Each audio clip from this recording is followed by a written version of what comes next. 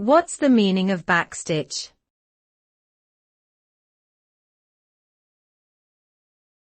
Backstitch.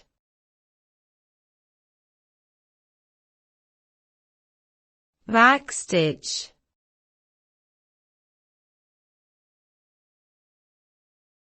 Backstitch.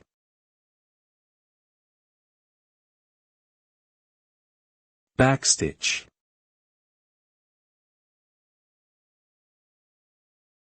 Backstitch, or backstitch, is a type of hand sewing stitch in which the needle and thread pass through the fabric in an alternating pattern, creating a strong and sturdy seam.